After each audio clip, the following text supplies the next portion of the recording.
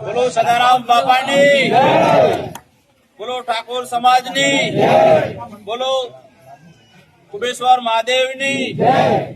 હવે આજ રોજ આપણે મોટી સંખ્યામાં આપણા આખા 42 ગોળના ઠાકોર સમાજ ભેગો થયો છે. એટલે વડીલોને ખૂબ મારા હાથ જોડીને વંદન છે કે આ બંધારણનું પાલન કરજો, વધુમાં વધુ પાલન કરવા માટે પ્રયત્ન કરાવજો, જેથી કરીને આપણે આર્થિક સ્થિતિ સમાજની સુધરે અને આ ખર્ચ બચાવી અને આપણે શિક્ષણ પાછળ દીકરા દીકરીને ભણાવી અને આપણો આખો સમાજ શિક્ષિત થાય એ બાજુ આપણે પ્રયાણ કરી શકીએ.